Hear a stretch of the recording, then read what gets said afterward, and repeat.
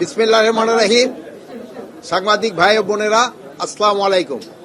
আজকে আমাদের এখানে এই সেশনটা ছিল হলো স্বরাষ্ট্র মন্ত্রণালয় এবং কৃষি মন্ত্রণালয় সংশ্লিষ্ট বিষয়ে ডিসি মহোদয়দের সাথে এবং কমিশনার মহোদয়দের সাথে আমাদের মত বিনিময়। তা আমরা এটি মত বিনিময় করে আসলাম। তাদেরও কিছু প্রশ্ন ছিল, আমরা উত্তর দিয়েছি এবং তাদের কাছেও আমাদের কিছু আশা ছিল, আমরা তা প্রকাশ করেছি। আমাদের বড় আশা ছিল যে দেশ থেকে দুর্নীতি কমাতে হবে। দুর্নীতির সমূলে বিনষ্ট না করতে পারলে দেশের অগ্রগতি হবে না। এটা হলো আমাদের সবচেয়ে বড় সমস্যা, হলো দুর্নীতি। এটা সব লেভেলে থেকে কমে আনতে হবে। এই জন্য আমি আপনাদেরও সাহায্য এবং সহযোগিতা চাই। আইন শৃঙ্খলা নিগমের ব্যবস্থা, আইন শৃঙ্খলা মোটামুটি স্যাটিসফ্যাক্টরি, বাট এটা আরো উন্নতির অবকাশ হয়ে গেছে। আরো আস্তে আস্তে এটা উন্নতির দিকে যাচ্ছে। জাতীয় নির্বাচনের কথা চলতেছে এবং যেহেতু প্রথম এই ডিসি সম্মেলন, আমাদের আজকে নির্বাচন নিয়ে এখানে কোনো কথাবার্তা হয়নি।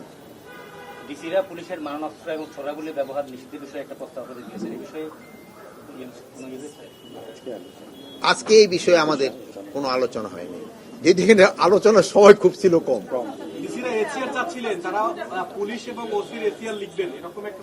এই ব্যাপারেও কোনো আলোচনা আজকে হয়নি।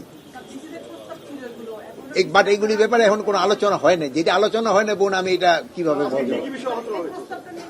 যেমন কৃষি ক্ষেত্রে কিভাবে উন্নত করা যায়, প্লাস আমরা যে আইন শৃঙ্খলা পরিস্থিতি কিভাবে আরো উন্নতি করা যায়, এইগুলির ব্যাপারে আলোচনা হয়েছে। যেমন তারা বর্ডারে এলাকায় বিজিবি বৃদ্ধি করার জন্য বলছে, তারা নৌ পুলিশ বৃদ্ধি করার জন্য বলছে, তারা আমাদের এই যে কি বলে ওই গাজীপুরে যে ইসে আছে জিএমপি, যেটা ওটার জনবল বৃদ্ধির জন্য বলছে।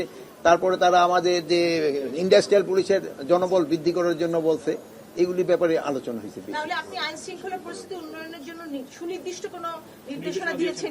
আইন শৃঙ্খলা উন্নতির জন্যই তো আমরা এই যে একটা অপারেশন চালাচ্ছি ডেভিল হান্ট, এটা তো আপনারা জানেন এবং আপনারা এই থেকে সাহায্য এবং সহযোগিতা করে যাচ্ছেন।